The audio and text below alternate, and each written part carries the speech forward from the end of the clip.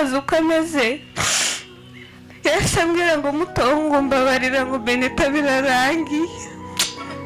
Nahise mvuga atari ku Mana hari igihe nawe utumva wirengagiza ukuntu twavuganye turi gusenga aka kanya koko urabyemeye ko atagenda ubu ngira ngo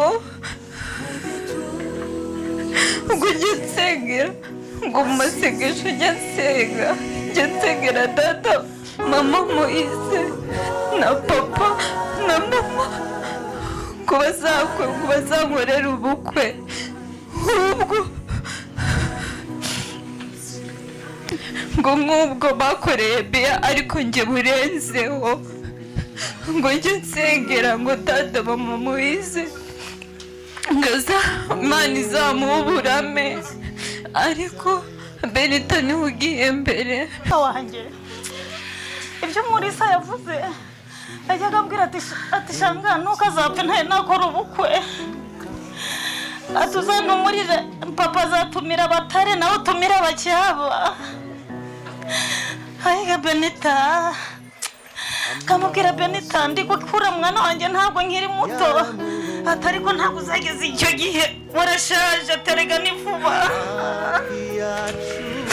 ariko muri ke mbabwire ndababaye Benita Imana izagutuza hejuru. Abasore nanjye banira agahinda bavuga amarangamutima ya mugenzi wabo ntawe bitakora ku mutima kereka utari umwembe utari umubyeyi wabyaye sibyo.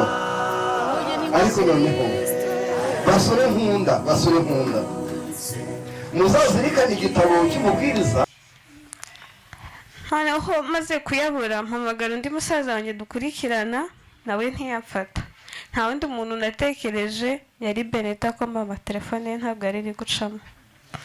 Arambwira ngo nsigaranye ibihumbi 5 gusa kuri telefone ngo ariko ngo nta kibazo reka ngo 500 ko n'ubundi nari kuyagura mega ndaza kuvugisha ningera mu rugo. Ndamugatoya bireke ndikubona Dana mpamagaye kubera ko arabizi. Arambwira ati niba ari Dana guhamagaye hita umwitaba umubwire ko utarayabona. Ndamwitaba ndamubwira ati Dana mfite ikibazo arayama. Nkigera mu rugo arambwira ati nuyabura unakomeza umpamagare. Nkigera mu rugo ndamuhamagara ndamubwira ati Benita amafaranga nayabonye nanageze mu rugo. Mpita mbona stati ko yajyaga ajyana na tati mbere gusenga. Mpita mbona stati ndamubwira se Beni ahantu kuri Nazare ngo yego. Numbuye ibihe byo kujya gusenga uzambwire tuzajyana. Arambwira ati kwa kabiri nuva ku ishuri nzakugurira amata noneho nujya gutaha uzatahire mu nzira kuri stade tuzahura ufite imbaraga tujye gusenga. Ubwo twabivuganyeho saa 10 n'igice saa 10 n'igice ndaryama ngiye kubona mbona telefone impamagaye nimugoroba matambwira ngo Benita akoze accident. Ndangije mbwira mama ndavuga ati mama ni Benita neza uri kuvuga ngo yego. Gatoya Benita tumaze kuvugana mu kanya ntabwo yabakoze accident. Amarambwira ngo yego ngo ndi mu kazi ngo ariko ngiye kumugeraho ndahita nkubwira uko nabimeze. Aravuze ati Mana udufashe ntibe ari ibintu bikomeye pe uca inzira. Ariko Uwiteka we wanze kumva amasengesho yacu.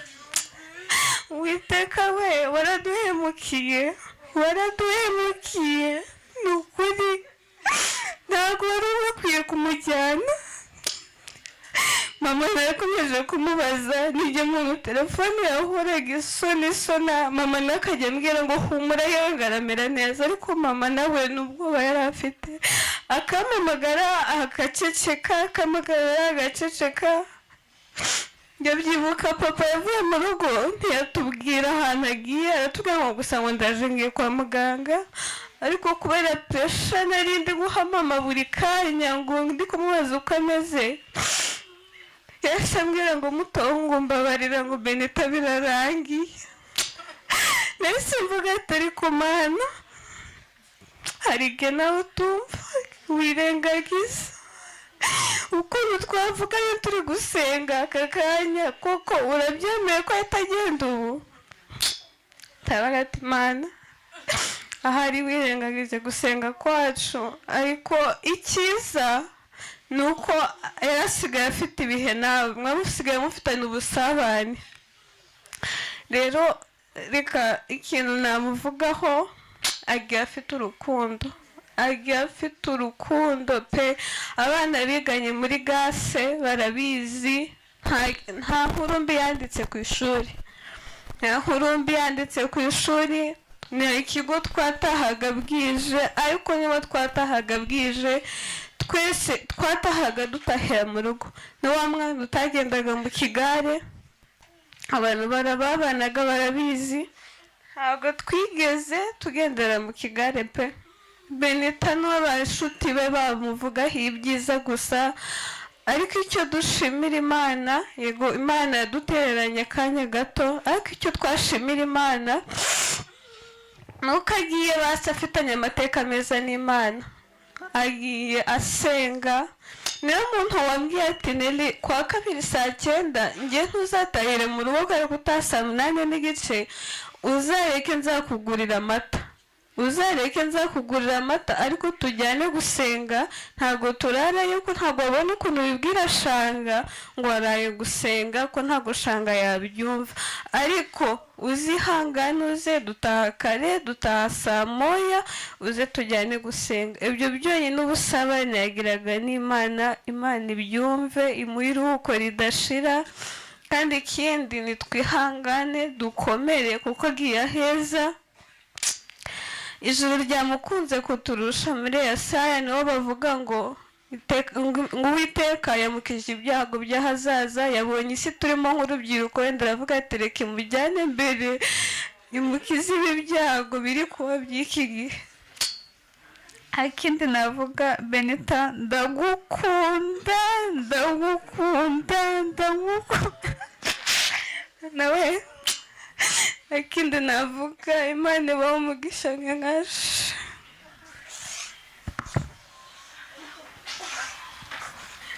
Reka tumubwire gakomere nawe, dusabe Mulisa nawe aze tugezeho ubuhamya yateguye.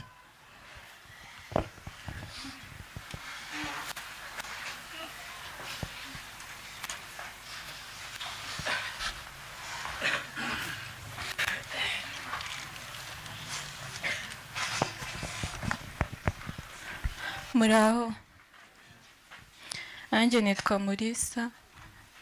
Benita yari inshuti yanjye. Benita ijoro ryo kuwa gatatu yari ari kuva mu kazi, arampamagara arambwira se ko namwanze, ko twari tumaze iminsi tutavugana. Arambwira ntabwo nakwanze. Arangije arambwira ngo ngiye gufata moto, ngo ngende mu rugo, ngo hari ibintu byinshi nshaka kukubwira.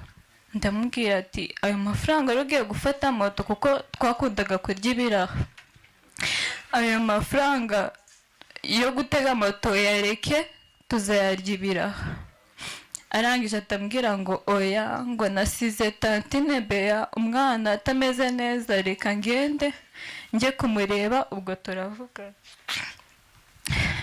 Arangije ndamubwira nta kibazo. Mama nibwo yaduhamagaye ari kutubwira ngo Benita akoze impanuka. Ariko mu gukupa, kuko twakundaga abatuzi, twakundaga kwitana ba sheri kuzine, maze noneho ari kumbwira ngo sheri kuzine ndagukunda. Ambwira se ko uri kumbwira ngo urankunda, wagira ngo ugiye gupfa. Maze ndangije turicara, mama nibwo yatubwiye ngo Benita arapfuye. Ako kanya ntabwo twabwiye mama, wasanga yagiye muri koma, murebe neza. Ariko Mana yanjye, nta kindi navuga kuri Benita. Benita yari yicaye umunsi umwe arambwira ngo njye nsengera ngo mu masengesho njya nsengera dada mama Moise na papa na mama ngo bazankorera ubukwe ubwo ngo nk'ubwo bakoreye Bea ariko njye burenzeho ngo njye nsengera ngo dada mama Moise ngaza Imana izamuha uburame ariko Benita niwe ugiye mbere akibona kariya kazi yarambwiye ngo wowe na tate ngo na Jigrare ngo aya mafaranga ya mbere ngo nimwe muzayaryaho ariko Benita yari afite byinshi byo kumbwira ndumva nta kindi narenzaho Imana imura uko bidashira Benita ndagukunda shiri kuzina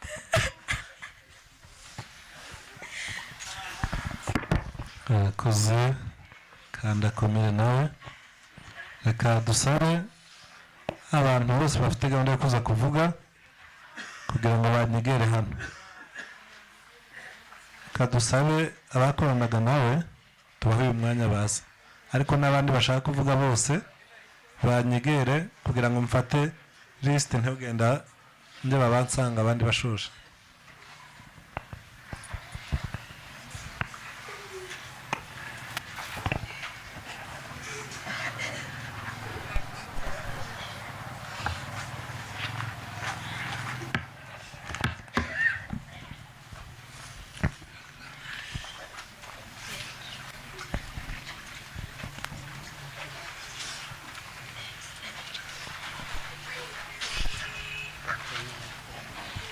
yanjye kuva imyaka 2 irashira asoza secondaire akora ikizamini cya leta aratsinda turabyishimira nyuma yaho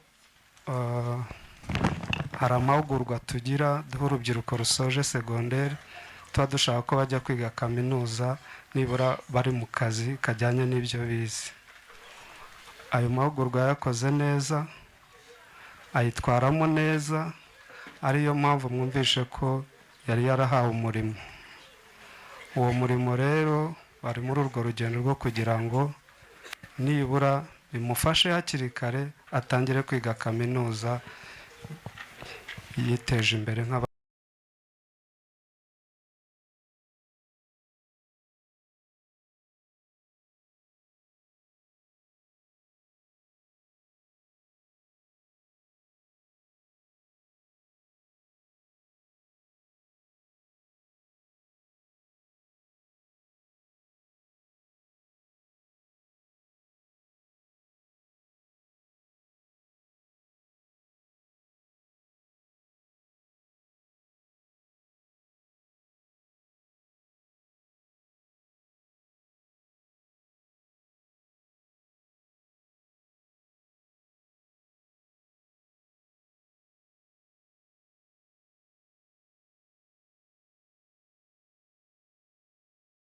abandi bose nk'uko muzi ko igihugu cyacu gishishikajwe imbere no kubakira ku murimo kandi biciye mu myuga n'ubumenyingiro ntabwo rero yaduhiriye twese ku rwego rwa kampani ku rwego rw'umuryango ku rwego rw'inshuti Benita kumuvuga mwababyeyi mwe muri aha urubyiruko abavandimwe aba bose bandi imbere hari n'abandi badahari bakoranaga nawe yitabye Imana atandukanye n'uyu mufashe ku rutugu nawe uko babivuze ko yateze moto uyu niwe wamubwiye bageze kuri gare ya Rubavu aramubwira ati ayo mafaranga utegesha moto wayihoreye ukigendera n'amaguru ko ari hafi uyu ngataha mu makoro Benita nawe agatahana aramubwira ati wabyihora ati oya ndumva ntameze neza ariko yaririwe ku rusengero yakoze igitondo nyuma saa sita ajya ku rusengero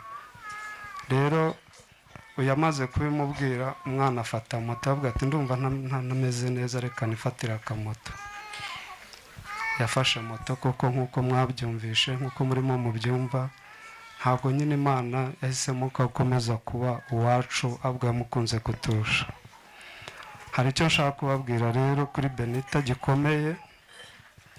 Hari ibyo tuvuga wenda abantu bakagira ngo turivugira, ariko Benita ari umukobwa mwiza udashidikanywaho, waba mushidikanya wose uwanjye ntabwo turi kumwe.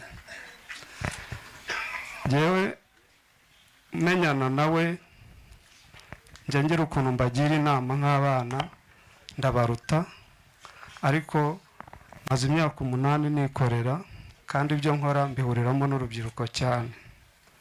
Bivuga ngo mu nama nabagiraga, mu buryo navuganaga nabo, byari ukubatoza kwitonda, kwiyubaha, kwiyitaho no kumenya kwishakamo ibisubizo hakiri kare.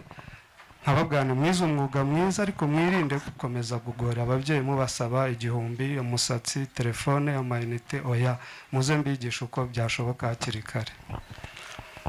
Namuhembye igihembo cyo kujya gusura parike y'Akagera mu kwezi kwa 12 twitegura Noheli na Bonane. Abenshi murabizi. Kubimuhemba yari kumwe na bagenzi be, harimo n'uyu nguyu. Nuko yaranshimishije pe. Ndagira nongere mbabwire ko Benita yitabye Imana. Uyu musore uri imbere yanyu we wari umuyobozi wabo ku ishami rya Rubavu, dufite irindi Musanze, tukagira na Kigali na Nyagatare na Rusizi. Uyu niwe wabayoboraga Rubavu. Ndagira mbabwire ko Benita yitabye Imana, naramaze kudecidinga ko ari ugomba kongereza uyu nguyu. Rero twavuga byinshi, twavuga Benita bukira. Benita jewe ahantu yabaga Musanze, nanjye niho mbiyo naje yo kombe Kigali, ariko najyaga mubona agenda wenyine n'amaguru. Ndumva yarabaga za Karisimbi abahazi. Nkamucaho ariko ntambone, akava mu masomo nkahura nawe ariko ntambone. Ariko mu buryo namubonagamo bwose yari umwana wari ufite icyizere, wa mwana igihugu gishaka, wa mukobwa w'umunyarwandakazi rwose ubona ukamureba mu jisho, ukamureba mu byo akora, ukamureba mu byo avuga, imyitwarire, kwita ku murimo. Ntabwo yagishwaga inama, yakoraga n'ibirenze ibyo wamubwiye. Narababaye, ndacyababaye, naranarize ndi umuntu w'umugabo, kuko niwe muntu maze nk'imyaka 5 ntaririra umuntu witabye Imana. Ariko numvishe inkuru y'umwana, gusa ndashima Imana, ubu ndumva nkomeye. Namwe mukomere kandi twihangane. Imana yamukunze kuturusha, ntabwo yatwanze kugira ngo imuhamagare, ahubwo Imana nayo nasanze ikunda ibyiza, kuko ntabwo yamuduha nayo ibikeneye abeza, izagira intore zabo mu ijuru. Imana imuruko ridashira, kandi turamukunda, tuzakomeza tumukunde. Murakoze. Nanjye nitwa Sonia. Icyo njye nabasha kuvuga kuri Benita, twarabanye mu stage yose yakoze, njye wamuhuguye mu mahugurwa y'amezi 6 yakoze muri company. Benita sinzibagirwa umunsi twaricaye, ndamubaza se Benita, ukubona company ni iki kintu twahindura, ni iki twakora? Arambwira ati reka tuzakore umuryango w'abakobwa gusa muri company, tujye tubasha kwikemura ibibazo, dufasha abandi byose kugira ngo tube abakobwa bahamye. Ndambwira nuko nta kibazo, ubwo tugiye gushinga umuryango. Twashinze groupe y'abakobwa 9 ko dukorana twese, niwe wari admin wacu. Twajyaga duhura buri wa gatanu kenshi, akatubwira ati gutya na gutya communication yacu iri hasi, mureke twizamuye duciye muri ubu buryo. Nyine umva niwe watugiraga inama, nubwo ari njye mukuru muri bo, reka mbivuge gutyo. Ku munsi wo kwa gatatu bijya kugenda kuriya, yaramagaye mu gitondo, arambwira ati Sonia, uri mukuru wanjye, mufata nka mama, kuko twajyaga tuvugana byinshi. Urumva umuntu maranye imyaka 2 umuhugura, muba mwararenze ku rwego rwo kuba umwarimu n'umwana, mwaramaze kuba family. Ndambwiye se wabaye iki, byagenze gute? Arambwira ngo jya ku ruhande tuvugane. Njya ku ruhande, mva muri office ndasohoka. Arambwira ati ndashaka amafaranga. Ndambwira se ko bidasanzwe, bimeze bite? Aranzumbwira ikibazo afite, ndacyumva. kuko twari dufite abanyeshuri bari muri stage kandi tugomba kubaha serivisi. Ndamubwira nti wowe iki kibazo ufite amafaranga ndayaguha ube hafi ukomeze umamagare nta kibazo. Bimaze kuba nka saa 8 gutyo saa 9 yari ari kumwe n'uyu arambwira ati rero ngiye gufata moto atari ko ya mafaranga ntago yashyizeho yamwe. Ndamubwira nti ntuzi ko nabyibagiwe, ntumara gufata umumotari umbwire ngo w'amafaranga nta kibazo ndaba nkibyibuka. Ati yego. Amaze gutandukana n'uyu arampamagara ati noneho ngeze ku mumotari ima y'amafaranga dore ndakererewe. Yari afite gahunda sinzi aho yaragiye ariko yavugaga ko afite ikibazo hano mu rugo. Ndabyumva ndamubwira nti ntireba message amafaranga nayaguhaye, ubwo nugera mu rugo umvugishe tuvugane ubwo umbwire uko bimeze. Ati nta kibazo. Namaze kuyamuha numva umutima uranshitse ndavuga se ibintu ntago bisanzwe bimbaho. Hashize iminota nka 30 ishyika kuri 40 nubwo namuhamagaye umuntu arambwira ati mba turi kujya kwa muganga tugize impanuka, Benita akoze impanuka ikomeye cyane ndakuvugisha. Ntiyewe nikadusenge nta kibazo. Ubwo mpamagara boss ndamubwira ni Benita yagize ikibazo akoze impanuka dukomeze dusenge mbwira n'uyu. Bigeze nka saa 9 z'ijoro nibwo batubwiye kuryo byagenze. Ariko mwabavandimwe mwe mwanshuti mwe uyu mwana mana bajyaga bamfata nka mama wabo, yajyaga mfata nk'inshuti ye, sinzi na n'ubu ntago nge ndabyiyumvisha. Ndi kumva nyine ndi mu nzozi menya hari wenda hari umuntu uri buntushe nkakanguka ntago mbizi. Gusa mwababyeyi mwe mwabanyeshuri mwe mwarubyiruko rwese muri hano mana yanjye ntago nzi ko navuga Benita nabivuga bugacya bukira bikarangira. Icyo navuga rero dukomere Uwiteka dukomeze. Ndikumva ari byo ngibyo navuga, komeze kwihangana. Mwiriwe neza. Yego amazina yanjye nitwa Isaie Niyonsaba. Rero ndi umwe mu bakoranye na Benita cyane cyane hano ku ishami rya Rubavu. Nkaba kandi nari umuyobozi we. Mu magambo make Benita yari umwana mwiza kandi wumva, yari umukozi mwiza w'intangarugero, kuko nanjye nigeze njya kubahuguraho i Musanze mu babahuguye. Ubonaga ko afite ubushake bwo kwiga kandi no kumenya, ari nayo mpamvu twamugiriye icyizere akaba umukozi umwe natwe kandi akaba yarakoze neza. Ku munsi wo kuwa gatatu twari twiriranywe n'ibyo twari twiriranywe mu kazi turi gusinya amarogbook y'abanyeshuri bari bagiye gusubira ku ishuri hamwe n'uyu mugenzi wanjye. Twagezeho barananirwa cyane ndababwira nti nibitahire ibisigaye ndi buzisinye ndi bubikora ibisigaye. Benita akajya avuga ngo ntabwo twagusiga ahangaha kuko akazi uri gukora karakomeye kandi karagoye. Niyo jambo yagumaga ambwira ati nimutahe nta kibazo ndi bubikore kandi birarangira. Arabyanga aravuga ngo ntabwo tugusiga hano, mfata umwanzuro ndavuga nti okereka dusinye izabagiye kugenda, izisigara tuzazisinya twitonze. Ubwo turasinya izo ngizo zabari bagiye kugenda birangiye. Ndavuga nti rero murabona ko n'amasaha akuze kadutahe.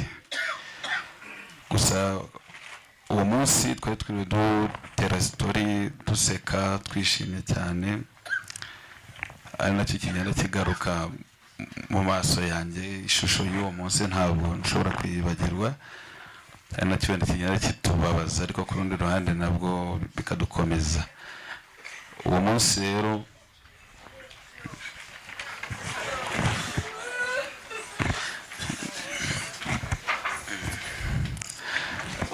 uyu nguyu impamvu agize ikibazo gikomeye nuko yibutse story twiriwe dutera umunsi wose, kuko twari turi kumwe nawe kandi twari turi kumwe bombi nibo twirirana uko ari babiri. Ubwo nanjye wa gatatu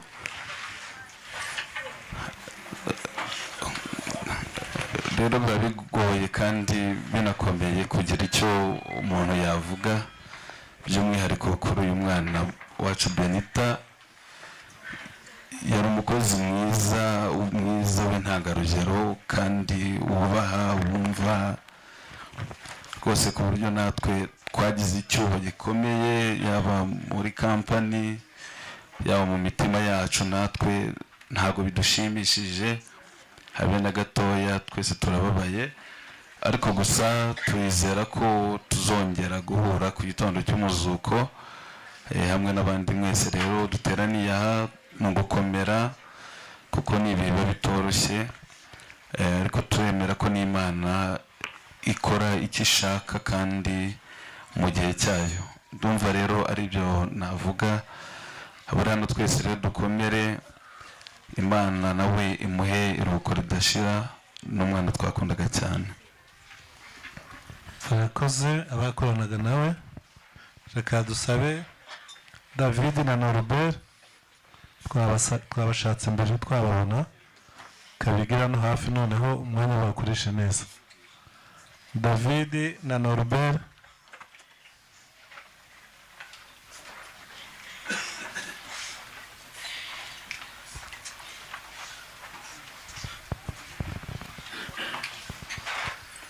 Igihe batari baza, reka tumusabe mama yize yigire hano hafi atugezeho ubuhamya yateguye.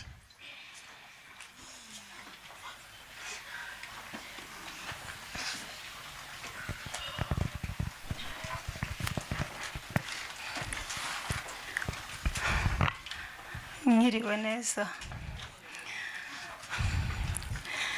Benita kumuvuga biragoye, ariko mureke mbabwire ikintu cyambabaje kurusha ibindi byose. Uzi umuntu kugwa mu muhanda agatabaza akabura umutabara mu muhanda, none ko mugira staff mukagira abayobozi. Benita ko yapfuye koko tugifite abandi bana n'abaturanyi n'abavandimwe, mwaza kora ubuvugizi byibura bakajya baza gupima, ariko byibura umuntu yageze kwa muganga. Umubyeyi umwe mugangakazi yaranshubije ati mubyeyi twarabivuze ariko byarananiranye. Ariko muke mbabwire, akuzi gupfa umuntu atabaza yabuze umutabara n'akaga. Benita aragukundaga mukobwa wanjye. Ibyo Murisa yavuze ajyaga ambwira ati shanga nuko azapfa ntaye nakora ubukwe, atuzantumurire papa azatumira abatare nawe utumira abacyaba. Hayiga Benita, kamubwira Benita ndi gukura mwana wanjye ntabwo nkiri muto, atari ko ntabwo uzageze icyo gihe warashaje terega ni vuba. Ariko mureke mbabwire ndababaye Benita, Imana izagutuza heza mukobwa wanjye. Murakoze. Urakoze kandi nawe wihangane. Kadusabe David na Norbert bigirana imbere, nibasoza harakurikiraho Bea.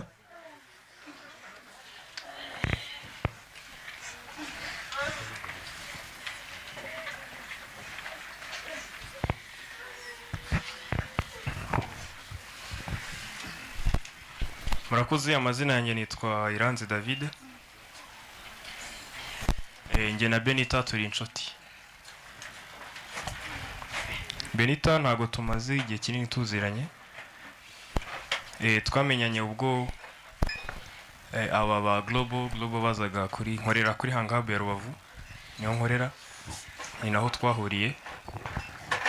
Rero twamenyanye mu gihe bo bazaga gusaba platform yo bakoreshaho stage. Kampani yacu njye na mugenzi wanjye yasaga nkaho ariyo iri in charge ya Hangab Rubavu. Rero twabaga nkaho ari twebwe basaba, usibye ko n'ubundi hari aho twaripotingaga, ariko ni twebwe twabaga turi responsable aho ngaho. Muri icyo gihe twamenyanye, navuga ko twahuzwaga n'akazi kavuga wenda dufite abanyeshuri bangahe batanu bangahe turabona aho tubashyira turabona intebe ari cyo cyonyine kiduhuje ariko mu matariki 25 z'ukwa kane nibwo twatangiye kumenyana hari message yari yaranyohereje ndamubaza ese buri message ntago ujye uyisoma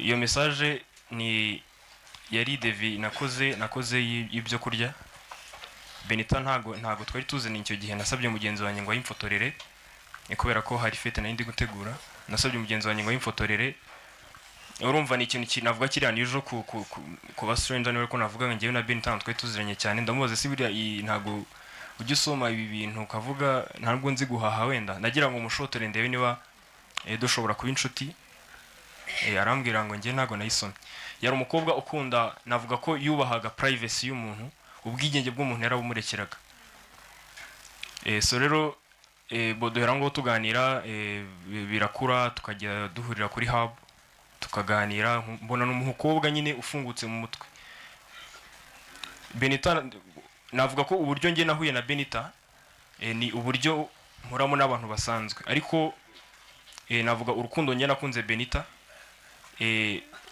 nuko umuntu adashobora kubibona ariko rwari urukundo nyine rw'umuntu utayi buzahagume Benita kumwiyumvamo kuriya ni ibintu byabaye bishya kuri ngewe kubera ko navuga ko ari we mukobwa niyumvisemo kuriya ntabwo kuvuga wenda abajene murabyumva byo kuvuga ngo aba girlfriend n'aba boyfriend inshuti bisanzwe ariko nkamwiyumvamo ko niyumvamo mugenzi wanjye tumaranye ibyumweru bigera muri 4 gusa nyine byari ikimenyetso kuri nubwo nabaye impumyi simbibone byari ikimenyetso ko adashobora kugumana nanjye twakomeje kuba inshuti nyuma naje kumutumira ahantu tujyana gusenga tugera gusenga niriye epfo tujyana gusenga ijambo ry'Imana twize babazaga abakristo ngo kuki ndiho ngiye ndibwira ngewe muri ngewe ko Imana yateguye Benita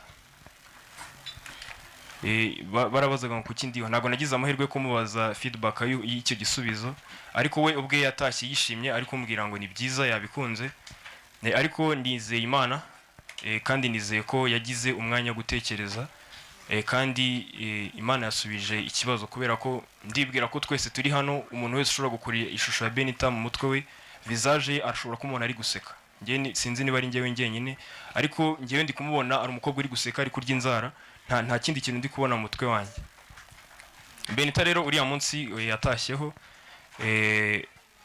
twari turi mu kazi muri CNC mushobora kuba mutazi iyo mashini ni imashini iba muri hub ariho turi we n'uyu mukobwa uyu nguyu ugize ikibazo baza kudusuhuzanya na mugenzi wanjye ariko reaction twari dufite n'ubundi ntago yari isanzwe twaramugumanye twanga ko agenda ari kuvuga ariko ngo nshaka kugenda n'uyu mushito akamubuze ngo reka tugume hano akanya gatoya ariko wagahatiriza ati nshaka kugenda kandi koko buri yarashaka kugenda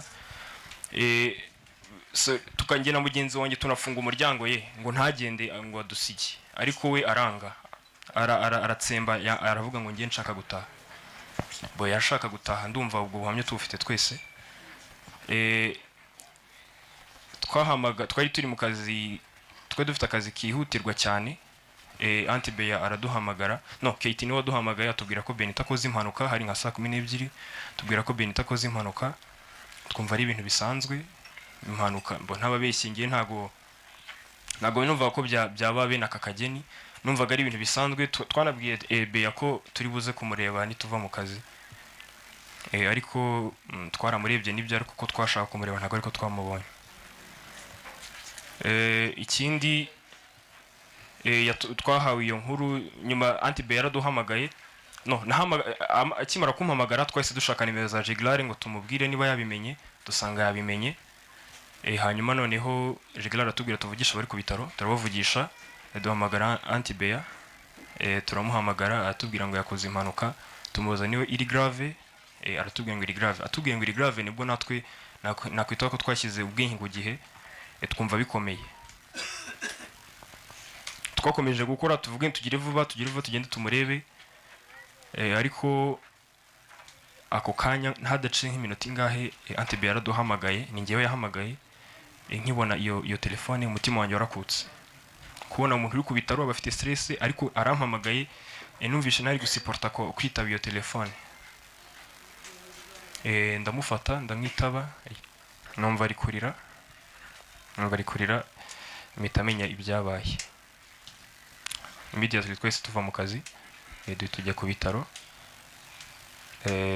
nasanzeyo nyina wabo uyu uvuye hano musangayo nta bantu benshi bari bahageze musangayo ubumeze nk'umuntu niba nabyita ukangutse cyangwa ubwonko yabusize hehe umuntu mwari kumwe mu kanya gashize ni ibintu bidashobora gukwira mu mutwe wa buri muntu ndibwira ngewe kumubona aryamye ari kunyeganyega nasabye umuntu wari hafi aho ngaho musaba ko mureba mvana agatambara mu maso mbona noneho ntabwo ari guseka ndavuga menya ibintu byahindutse mbona atari guseka ariko uko yagaragaye yari navuga ko yitwa Uwamahoro yari afite amahoro atuje asa neza afite sante uruhu rutoshye mbona nyine ibintu birahindutse mba nk'umuntu usinze mba nk'umuntu utazi ibintu ndimo mba nsohotse so nifuzaga kubwira wenda mama wa Benita ashobora kuba ataranzi ariko ngenda muzi kubera ko Benita twaraganiraga cyane muri icyo gihe kitangana nk'amezi 2 tumaze tuziranye ni umuntu twaganiraga urabona umukobwa n'umuhungu hari barriers zibaho nyine murabyumva ariko we uburyo yanyirekuriraga uburyo yamfungukiraga nyine ni ikimenyetso cy'umuntu ntari buzagumane so rero byinshi twagiye tuvugana iby'ubukobwa bwe iby'ubusore bwanjye twagiye tuvugana ni ibintu ntazi ko hari indi muntu ku isi ushobora kubimpereza so rero ndashima cyane ko ndashima ababyeyi ba Benita kubona barareze iyi mpano Imana yahaye isi nyine Imana yahaye impano by'umwihariko ngewe yampaye impano mu buzima bwanjye y'umukobwa uteye gutya nabonye kalite muri Benita nta wundi mukobwa tuziranye nziranye n'abantu benshi pe ariko nta muntu n'umwe nzi umeze nka Benita buri muntu wese afite umwihariko we ariko umwihariko wa Benita navuga ko wanyuze umutima wanjye ariko ubwo buryohe Imana yabunyatse ntabwo yashatse ko mbugumana soro ndashaka gusoza mbasaba kwihangana nubwo numva atari ikintu umuntu yakavuze mu iki gihe sinzi n'ukuntu nabwira umuntu ngo yihangane sinzi ukuntu umuntu ashobora kubivuga ariko baravuga ngo nyine inzira ntabwo ibwira umugenzi twebwe twari dufite icyizere ko ejo tudashobora kumubona akiva mu kazi turi kumuhatiriza gusigara ariko nyine byagenze uko byagenze sero mukomere sinzi icyo narenza kuvuga ngo mukomere kubera ko nanjye ntago nkomeye niko niba ariko navuga ntago nkomeye kubera ko mbuze umukobwa wari ufite indangagaciro sinzi uko nabivuga nta muntu nzi umeze nka Benita pe sero ndashimira Imana yahaye Benita wenda gusogongera ku buginga bwanjye niba ariko navuga hanyuma we agashobora kunyakira kandi noneho akagwa neza nta ntote yavuga wenda afite imico mibi runaka akanyakira ukwaye n'umukobwa wari sage rero ndashima cyane ibi bintu nubwo bitarambye ariko byabaye bito ariko narabisogongeye murakoze amazina yanjye nitwa Norbert Murenzi Benita yari inshuti yanjye nk'uko mugenzi wanjye yabivuze bwa mbere tumenyana n'ubundi byari kuri hub aho twakoraga ko yaje ahadusanga ntago twari tuziranye ni igihe gitoya twari tumaranye ariko muri icyo gihe gitoya habayemo byinshi ntekereza ko ntazigera nibagirwa ndabyibuka bwa mbere tuvugana yaramamagaye yari muri weekend kuko yari umuntu ukunda akazi yari umuntu ubona ko nta bunebwe muri we yagiraga muri weekend yarampamagaye nk'uko mugenzi wanjye yavuze ko company dukoramo iri in charge ni ukuvuga ngo imeze nk'aho ari iri gukontorora hub kandi twese niho twakoreraga so rero yarampamagaye ambwira ko hari umubyeyi wamusabye kuba yaza akareba aho umwana we azajya akorera stage, kandi urumva muri weekend ntago dukora. Ambwira ko naza nkafungura akereka umubyeyi aho stage z'umwana we cyangwa stage y'umwana we izajya ibera. Numva nta kibazo, nari ndi mu rugo n'ubundi ntacyo ndi gukora, kuruhuka. Ndamanuka musanga kuri hub, yari yahageze kare. Mu gihe rero twari dutegereje uwo mubyeyi ko yaraturutse kure, nicyo gihe twatangiye kuganira. Ntabwo twavuganye ibintu byinshi, byari ibintu bisanzwe icyo gihe, ariko nyuma yaho nibwo twabaye inshuti cyane, kubera ko nagize ibyago mfisha grand frère.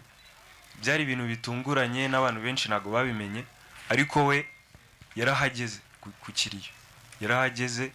Hari inshuti zanjye nyinshi twari tumaranye igihe zitahageze kubera ko ari ibintu byari bitunguranye, birumvikana, ariko we yabashije kuhagera. Mugenzi wanjye yavuze ko bajyanye gusenga, bava gusenga bahise baza bajya mu kiriyo cya grand frère. Aho ngaho niho natangiye kubona ko Benita yavamo inshuti nziza. Twaganira icyo gihe, turaganira cyane. Yari umukobwa ufite ubwenge, sinzi ko biri ahantu hake kubona ku myaka ye mikeya afite ishyaka ryo gukora, afite urukundo nk'urwo yari afite.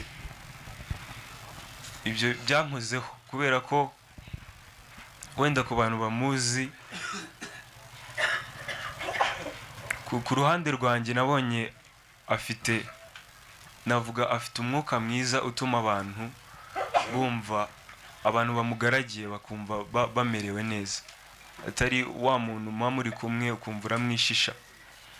We wumva uri kumwe nawe ukumva ko ushobora gufunguka. So icyo gihe rero tuva ku kiriyo cya grand frère, yari twagiye tuganira, tugenda gake gake mu muhanda. Ku mugoroba tumugeza hano mu rugo, urumva yari asa nk'uhatinze. Turavuga rero reka dufate izo nshingano tumugeze mu rugo, tumenye ko ahageze amahoro.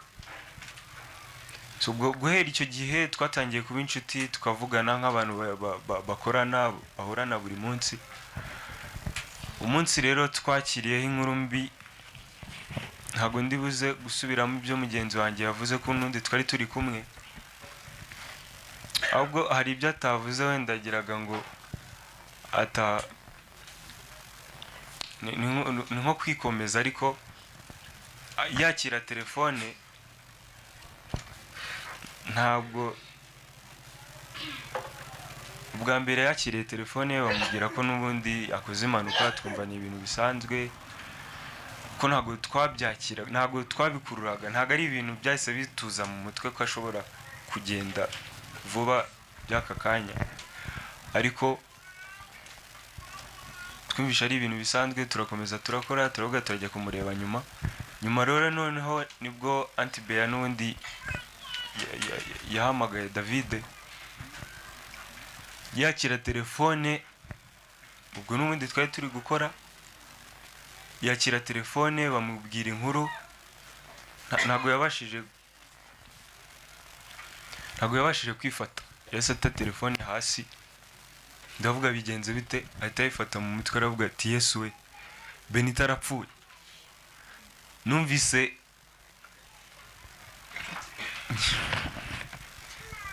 nyimara kubyumva bwa mbere numvise ari gukina, ariko murebye ni umuntu dukunda gukina brage cyane, ariko murebye mu maso, murebye uko yari ameze, ntabwo byari imikino. Inkuru yari imamo, ariko njye numvise umutwe uremera, hazamo ibintu byinshi. Ntekereza ukuntu mu kanya twari turi kumwe tumubuza gutaha ngo dutahane, mbere twumva n'inkuru y'uko yakoze impanuka, twumvaga turi buze kujya kumureba kwa muganga, ari ibintu byoroshye, tukamubwira ati, tukamusereza, tukamubwira ati wanze ko dutahana none dore wakoze impanuka twumva nyine ari ibintu biri bute bimera neza ntabwo twabyakiraga ko biri buze kugenda kuriya nyuma rero twumva iyo nkuru mbi twese tureka ibyo turimo tujya kwa muganga uyu mugenzi we wakoze wagize ikibazo hano twageze kwa muganga ndavuga rero reka tugende tumurebe twabanje kugira iki kuko niwe waduhamagaye bwa mbere atubwira ko yakoze impanuka Benita turatekereza yari inshuti ye cyane kuturusha kubera ko bari bamaranye igihe dutekereza uburyo turi mu mbwiriye inkuru twumva ntago turi kubishyikira yari n'umuntu tumaranye igihe gitoya ntago twari tuzi gukomera kwe uko kungana twahisemo rero kujya kumureba iwabo tumubwira ko impanuka iri grave yaza kumureba ku bitaro ngira ngo ababyeyi be bari babanje kubigiraho ikibazo ko bwari bumaze kwira tujya kumureba iwabo kugira ngo iwabo bamuduhe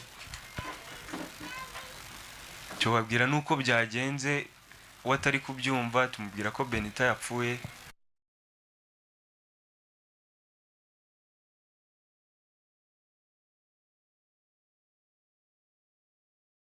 ansengera ngo nzagere kure heza Imana yo mu ijuru ikumpere imigisha myinshi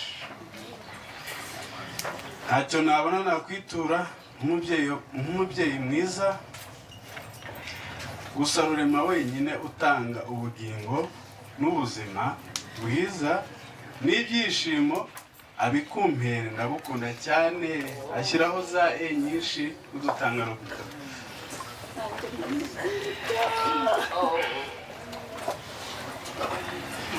nyina rero nawe yaramusubije ngo arakoze mwana wanjye kumbera umwana mwiza w'ikinyabupfura ukunda abandi kuva wakura sinigeze mbona ikibi cyawe kugeza ubu ngubu witahiye Imana igutuze aheza kandi iguhe iruhuko ridashira nizeye neza ko ugiye mu ijuru nanjye nzaharanira kurikorera kugira ngo mu gitondo cy'umuzuko nzakubona imfura yanjye ndagukunda bayi mu by'ukuri Benite mu minsi ye ya nyuma yaciye amarenga agiye kugenda ababashije kuvugana nawe cyangwa se bari hafi ye babizi cyane yakoze geste nyinshi zigaragaza ko atakirambye muri iyi si y'abazima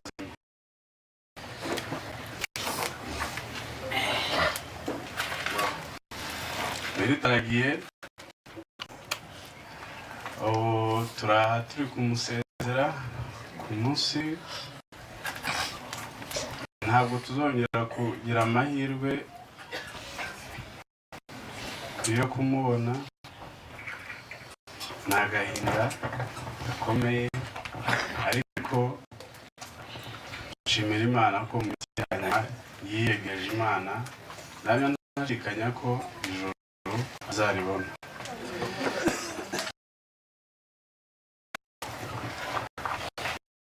tuharanire kugira ngo natwe tuzatere intambwe nk'iyo teye tuzabone Benita nakoze wihangane kandi ukomere kwakira Bea kuko yabisabye aravuga yicaye abentege keya ubwo bari ku ikoranabuhanga barerekeza hariya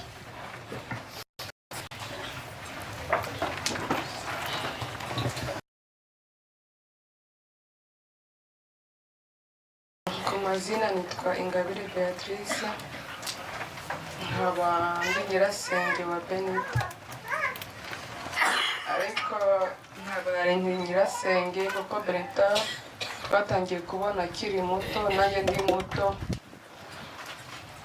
turakurana ni byinshi namuvuga ntabwo ndi buvuge byinshi ariko njyewe ijambo nyamukuru nshaka kuvuga ni uguhumuriza abantu bose bari hano ndakomeye twarakuranye dufitanye amateka byageza narambwira sinzongera kwita shanga tumaze kungana uri beya kandi nta n'amezi abiri ashize abimbwiye Benita yitabye Imana kwa gatatu noneho kwa mbere yarambwiye kubera ko aho nsengera tujya gusenga kwa kabiri kwa mbere arabimatiriza pe ngo beya ngo be twitaraga beya Benita ngo be ngo kwa kabiri turajyana gusenga mpita si turajyana gusenga gute utaha saa 10 saa 11 kandi ngewe dutangira saa 9 kandi urabizi sinkunda gukererwa ngo hoya ndashaka umuntu usigarira mu kazi inze tujyane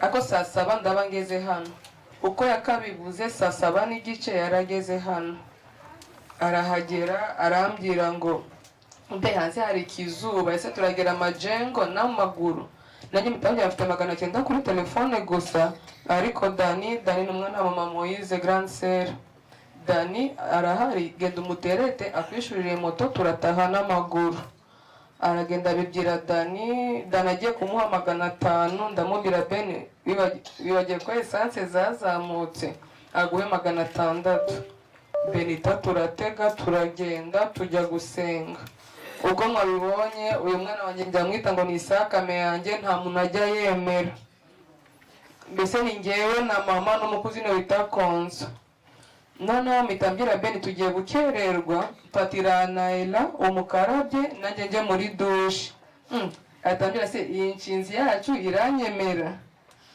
ukuntu yafashe Naila ntiyigiza navuga nta muntu ajya yemera uko mwabibonye ni Isakame yanjye Benita aramufata Naila araceceka Benita aramwoza aramwambika Naila araceceka kuko sinzi kumwe no gufite babiri sinzi guye kumwana ku mugongo Benita amushyira ku mugongo none turatanga turaserezanye se Naila yabaye iki kwa kwemeye noneho ntitwamenye ibyo ari byo turagenda tujya gusenga noneho iyo bigeze nka saa 1 n'igice igihe cyo gusirimba kiba gitangiye Benita yari munini cyane Benita yajya gusirimba twari twica presentation arahaguruka ngo nitwa Mahoro Benita nsanzwe nsengera mu Adventiste ariko ni shangazi wa Ndaritse batambya muhoberane ariko mu guhoberana Benita nagugiza ndeba mu maso turahoberana gutya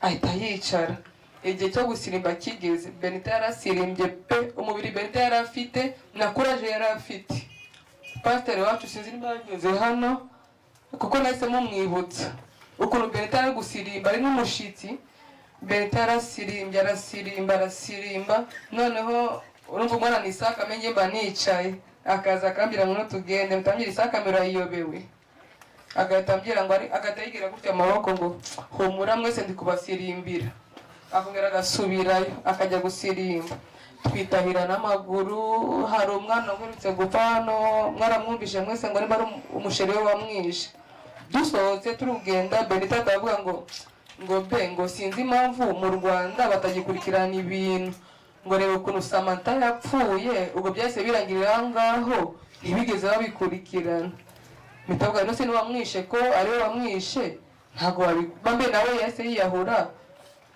nta kundi Benita turaza tugeze hano dufite agasysteme ko kugura ji mama aratwarurira mama amaze gutwarurira Benita sinzi umuntu bavuganaga kuri telefone itambira begenza ni akaji twinywere turaryama mu gitondo arabyuka aransezera no mu kunsezera irembo umupira w'ukuntu arambira ngo be mwirirwe mama arambaza ndugusuje ndambira ntawe ni Benita unsezeye ariko Benita afite message nyinshi yaradusezeye nuko tutabimenye hari message yahaye papa we nuko byandi byo guhindura telefone nanjye hari yampaye abantu bakambaza se ni Benita koko Benita yaradusezeye nuko tutabimenye yari kuri anniversaire ya papa we aramwandikira ni mu gifaransa wenda abandi barasobanurira abandi.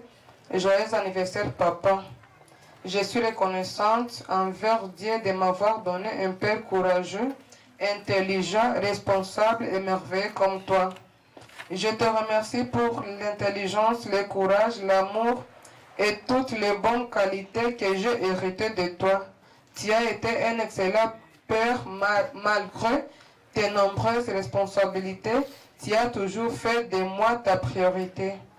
Être ton enfant unique me rappelle que je dois travailler dur pour te rendre fier et heureux comme tu le fais pour moi. Je te remercie pour ton soutien dans tout ce que je fais. Je ne pense pas qu'il y ait quelqu'un qui me soutient plus que toi. À ce bon jour qui est le sien, je te souhaite une joie sans fin, d'une bénédiction, et je te souhaite de vivre encore très longtemps. Je t'aime tellement papa.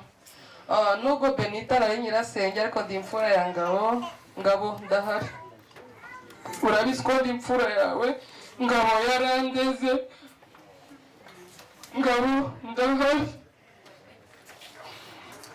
Benita aradusize ariko urabizi ko ndi imfura yawe.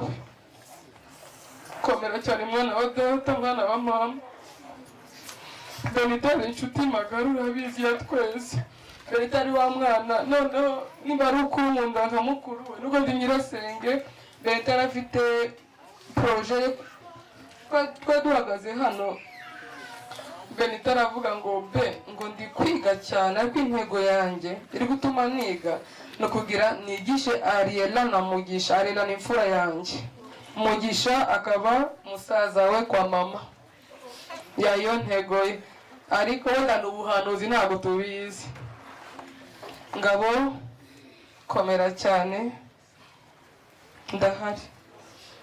Ibyo Benita yagusezeranyije ni ubuhanuzi, niko tutabimenye.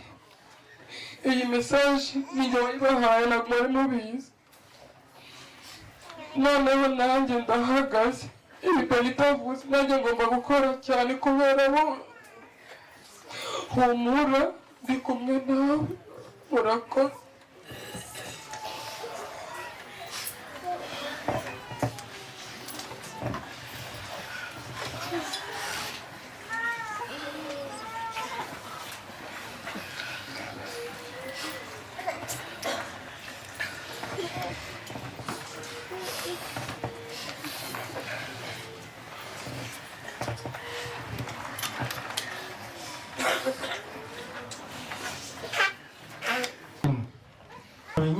Bayinjiramo cyane no gusenga.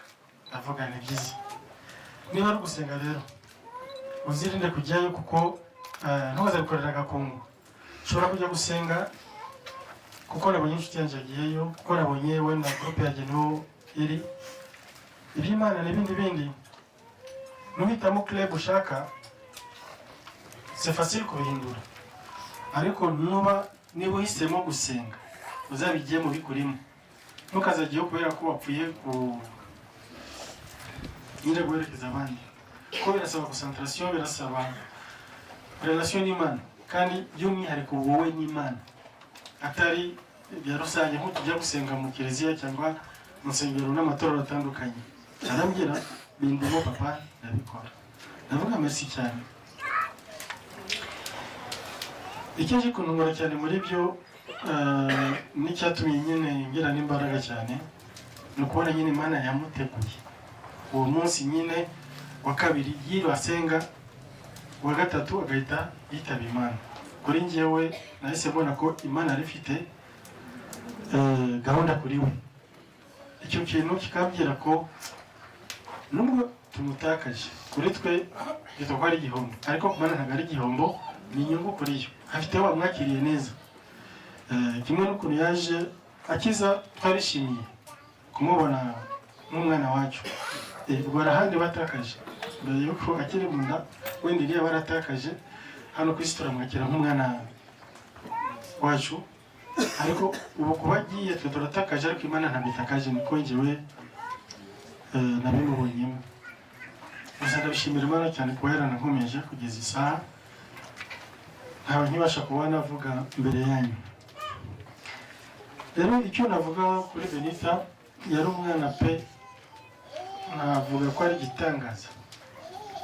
Si uko ari umwana wanjye, ariko yambere igitangaza mu bitangaza Imana yagiye inyereka inampereza kuri iyi si, ku buryo kugira ngo nzabyibagirwe bizangora. Ni umwana nabanye nawe ukiri muto, ukajya ubona uko evolution y'umwana igenda izamuka. Yari umwana wamaraga stress. Muzi ko twenshi ababyeyi iyo turiwe mu mihangayiko y'isi hari ukuntu umutwe nyine uzenguruka, ariko munafashaga kubona nasubiza ubwenge ku gihe Benita yari arimo akiri akana gato, azamuka kurinda arangije primaire. Ageze muri secondaire nibwo namubwiye ngo aho agiye ntabwo nzongera kubana nawe, kuko akenshi azaba muri internat, ariko njyewe ndi mu bundi buzima busanzwe. Namubwira aho ugiye ntabwo tuzabana, ariko uzamenye ubuzima bwawe ko bumeze nk'igi. Namuha example y'iyogi, namubwira irigi uri rekuye rirasandara rikameneka, ariko nta buryo wariteranya nanone. Wowe uzagende iyo uzaburi, sinkene kugukurikirana, sinkene kwinjira mu buzima bwawe, sinkene kumenya uko wiriwe uko waraye, gusa nzi ko ugomba kumenya ko wowe hari akantu ukoze kabi gafite effect kuri wowe uyu munsi n'ejo hawe hazaza. Rero uzabe responsable, uzabe umuntu mukuru nubwo imyaka ikiri mitoya. Yaranyumviye, aragenda arakura, ntabwo nigeze mbona dosiye ku ishuri. Ngira n'amahirwe hari umubyeyi w'umu-animatrice Cyanzayire, naragenda musiga mu maboko ye. Navuga njyewe simari, akenshi simboneka, wenda n'ababyeyi be ntabwo bazaboneka bose. Umuntu wese doke entourage yanjye, famille ndavuga muri rusange, ushobora kutaboneka, ariko no mwana namugwaye nk'umwana wawe. Umubyeyi yaramvundiye pe, aramurera. Nabyo nakora n'ikosa uzamuhane nk'uko njyewe nari kumuhana. Ntukazababarire, ntukaziteho no ku byo leta itanga wenda uburenganzira bwinshi ku bana. Ntukazatinye kumukubita inkoni nubona yakoze ikosa, nubona dore igihano gikwiriye kuri wowe, nk'uko hana umwana wawe bwite uzamuhane. Njyewe nta kintu nzavuga. Ntabwo meze nka babyeyi bashobora kuza agasanga wenda wahanye umwana akaza agasakuza kandi atazi ko ari kwica umwana we. Buryo twakuze twagiye turerwa n'ababyeyi bacu, ariko na entourage na societe nayo ikaturera mu bundi buryo. Rero ubonye ndamugusigiye uzamubere mama. Byarampundiye pe. Benita arakora, bigera igihe bamugira n'umuyobozi w'abandi banyeshuri, yamenyaga imibereho y'abanyeshuri. Biba byiza pe, biranshimisha aho nari. Donc nabaga ndi mu kazi ariko ntekanye, bitewe n'uko nzi ko Benita ari responsable. Nagiraga bari kumusura ku ishuri rimwe na rimwe, ariko uburyo tuba dufitanye communication njyewe nawe, yari umukobwa ariko ari inshuti yanjye. Kuko urabona buriya tujya abahungu, umwana w'umuhungu n'umwana w'umukobwa habamo difference burya. Risque nyinshi azi ku bakobwa kurusha uko wagira risque uri umuhungu. Ntabwo namufashe nk'umwana, namufataga nk'inshuti kugira ngo agerageze kuba ouverte kuri njyewe, ambwira ibimubangamiye, ibimurusha, kugira ngo mbashe kuba namenya uko nakwitwara mbere ye, nte kumubangamira kandi nawe ntajya anyishisha, ajya ambwira, donc ajya yisazura kuri njyewe. Amahirwe nayagize, nigishijwe n'umukobwa w'inshuti yanjye twaje kumenyana nyuma. We yari afite ubumenyi ku burere bw'abana b'abakobwa cyane cyane. Anyumvisha uburyo barera umwana w'umukobwa uko agenda akora, ko stage zabo bakoreramo zitandukanye n'iz'abahungu. Yahise ambwira uburyo ngomba kwitwara nimbona atangiye kugira reaction runaka, nzajya menya uburyo nitwaramo, nta kujya murakarira, nta kujya mutonganya, kuko byamuhungabanya bigatuma ajya kure yanjye kurusha uko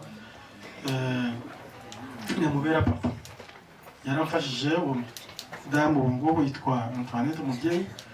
Ubumenyi bwe bwangiriye akamaro ku buryo nagiye nkurikiza buri etape bijyanye n'umwana tuba inshuti. Rero naje kugerageza kumubwira utuntu twinshi, donc twahuriraga mu bintu bitandukanye, amubwira ajye gufata section, ndamubwira uzahitamo iyihe, arambwira akeneye ubukerarugendo. Ubukerarugendo uzabishobora kubera afite umubiri, donc ni umujayante, yari umujayante, ko bisaba imbaraga iyo section, kubera ushobora kuzagera mu mashyamba abona ahantu hari imbeho, ko ushobora mwibutse hari kumavuze bakirangiza primaire bamwohereje ahantu hakonja hariya mu mutora. Sante ye ntabwo byamukuniye, bisaba ko tumugarura hano Gisenyi hari ubushuhe. Ndamubwira uzabishobora se? Aravuga ubu ngubu ndi tayari. Ntabwo hari ibintu by'ibirunga, nagiye ngera ahantu hatandukanye mu mashyamba, hari ahantu hakonja, uzabishobora, uzaresista, kuko birasaba gukora ibintu ukunze, ejo bitaza kubera umutwaro ukazaregreta nyuma. Arabwira nabihisemo mbishatse, nyavuga ubwisano. Rero icyo usabwa wowe, yari umuhanga cyane, yari umuntu ukubura ibintu buva bubi, ntabwo ari wa wundi wabwiraga kabiri, yari umwana ufatira ku kibaho, donc yafatiye ibintu mu buryo bwihuse cyane, yari umuhanga pe, ubwo buhanga ndabuzi kandi ndabushimira n'Imana.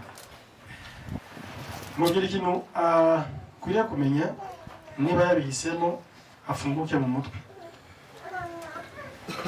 Iyo section ubukerarugendo bizamusaba ko ahura n'ingeri zose z'abantu, azahura n'abantu baciriritse, abantu bakuru, abantu bazi indimi zitandukanye. Ndababwira wihangane rero, kuko bo bize mu système anglophone, yaraze agafaransa kamwe twavugaga mu rugo ko kwiyaranja tu, nanga ugomba kuba nibura bilingue, ariko isi turi kujyamo isaba ko wafunguka cyane.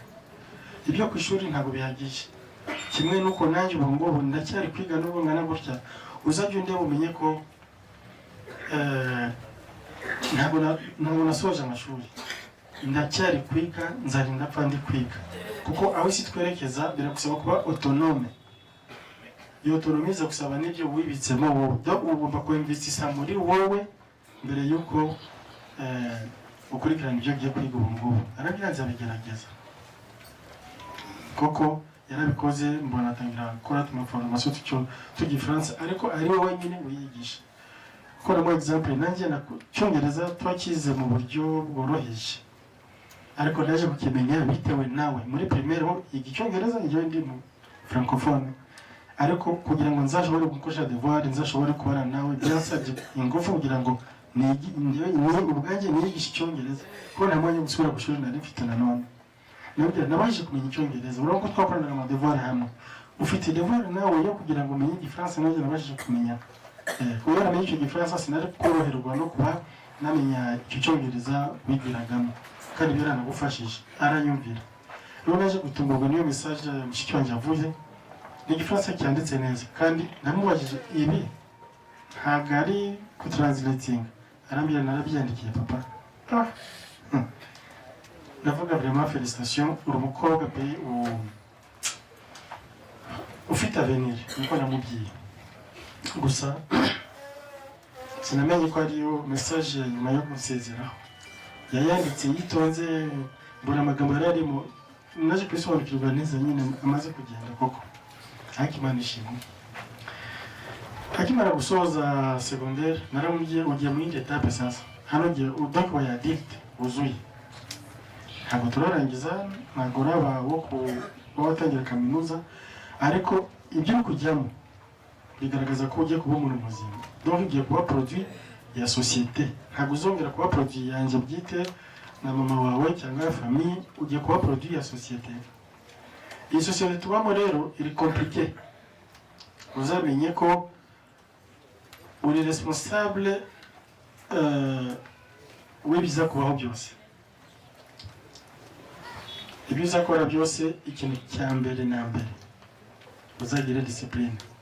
Niyo waba uri umuhanga gute, ko ubuhanga bugenda buzi, yaje kugira yarangije afite amanota 88 kuri diplome ye, na amanota ahagije, ni umuntu waruzi ubwenge kameme. Namubwira ushobora kuba waranujuje 100%, ubwo n'ubumenyi, ariko ntabwo ari ubwenge. kubana n'abantu c'est différent n'ibyo wize ku ishuri. Uzabe responsable, uzagire discipline, uzabe ouverte, uzicishe bugufi umenye kwiga kuko turiga buri munsi. Uko uhuye n'umuntu uwo ari we wese agomba kugusigira isomo. Iryo somo rigenda rikubakira experience ituma ejo hagufungukira. Nagiye ngira inzira zitandukanye bajya bamfungurira amayira bitewe n'umuntu agerageje kwicisha bugufi. Hari n'ibyo nabashije kwiga ntari mwiriye kwiga, donc nkagira avantage muri make bitewe n'uko nabashije kwitwara. Rero nawe niko ugomba kumera, uzamenye umuyobozi wawe, uzamenye mukuru wawe, uzamenye n'umuntu ukiririza. Nta muntu utakwigisha, uzicishe bugufi. Umwana arankumbiye burya agerageza kuba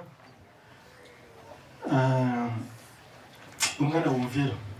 Mu gihe mwumva akamanyaje z'abagenzi be abantu batangiye gukorana nawe, muziho ubuhanga bwo gufata vuba. Hagaraho n'ubwira kabiri. Namubwiraga rimwe, ubwa kabiri nkabona arakora ibyo namusabye. Ugasanga ntabwo yigeze ndemerera cyane. Ko rero mbwira afite ibintu byinshi mu mutwe, ndarantekereza ku bintu twakora. Nkamubwira neza aho wari ugeze, bitewe n'uko amashuri yandi agoye cyane ni segonderi. Ubu tugiye gukorana, ushaka ikintu twakorana wowe nanjye. By'ubwana ubishyire ku ruhande. Ntabwo nkeneye kuba umwana wanjye, ntabwo nkeneye kuba inshuti yanjye. Ibyo twarabigezeho. Aho bisigaye, aho bigeze nako nkeneye ko umbera partenaire. Ngiye siboneka cyane hano mu Rwanda, ariko wowe urahari.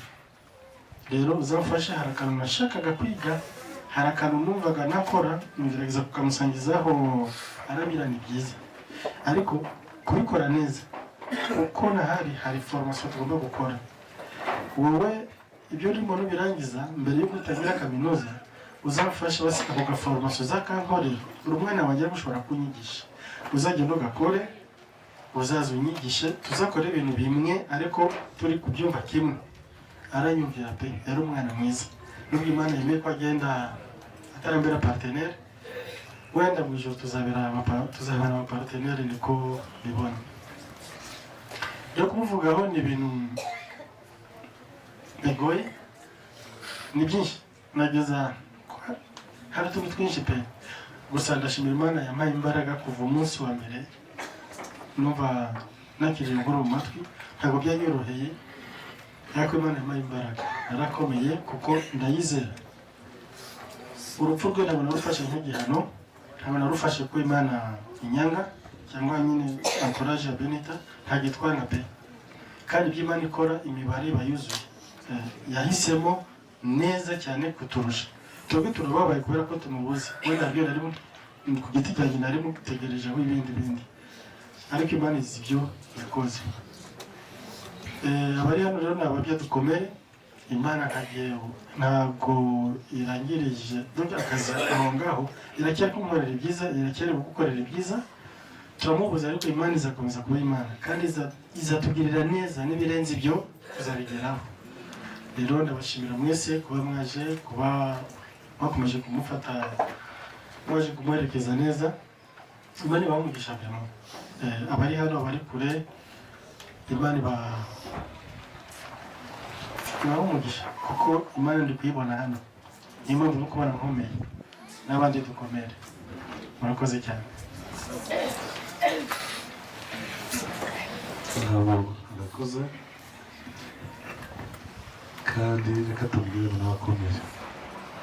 Ntabwo byoroshye ariko nakomere. Muri uyu mwanya tugiye guha umwigisha Rwaburindi akanya atugezeho ijambo ry'Imana. Karibu.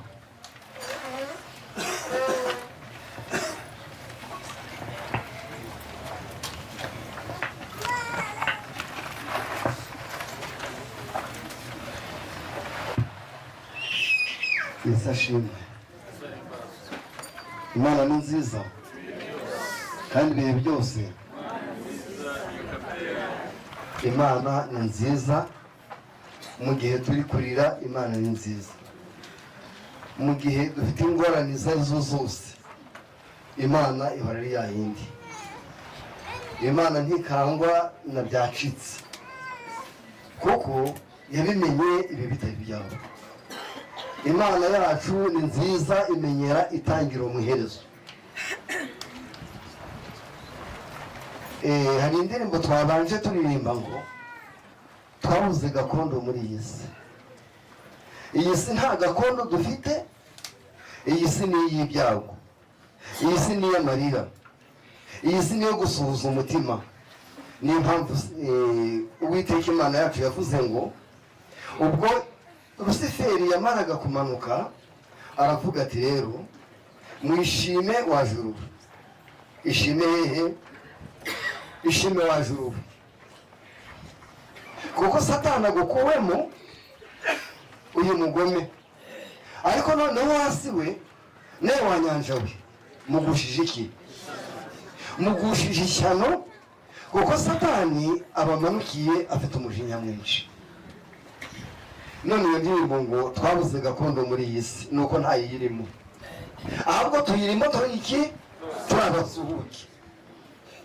Ariko ikitunezeza ni uko dufite gakondo irusha kuba nziza. Yesu ashimwe. Ndababwira ngo mu ijoro hari Imana, Imana igira neza. Hari igihe iherezo rya byose rizarangira, ibi bidutera urupfu no kubugoza amarira byose bikarangira, kuko mu ijoro hari Imana. Imana ishimwe. Ubwo rero kubwira abantu ngo nibakomere muri kino gihe, nabonye abasore nanjye bantera agahinda bavuga amarangamutima ya mugenzi wabo, ntawe bitakora ku mutima kereka utari umuntu, utari umubyeyi wabyaye, sibyo? Ariko noneho basore nkunda, muzazirikane igitabo cy'umubwiriza, igitabo cy'umubwiriza 12 muhereye ku murongo wa mbere aratubwira ngo ujye wibuka umuremyi wawe mu minsi y'ubusore bwawe, iminsi mibi itari yaza. Ujye wibuka umuremyi wawe mu minsi y'ubusore bwawe, iminsi mibi itaraza, n'imyaka itaragera ubwo uzavuga uti sinejejwe nabyo. Bagiye kuza hepfo ngo kuko ubuto n'ubusore ari ubusa. Si ubusa yemwe, ubuto n'ubusore ni ubusa. Hari umuntu wavuze ati n'uyu muvandimwe ati naramubwiye uzarebeye kwigi, ati risa n'irikomeye ariko rituye hasi ryameneka akanya gatoya, ariko kongera kurisubiranya ntabwo bishoboka, sibyo?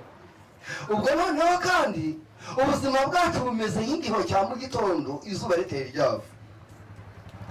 Hariya muri Kongo habaga igiho cyinshi kera, kuko twavutse turi abanyeshuri ariko turi nk'abashumba.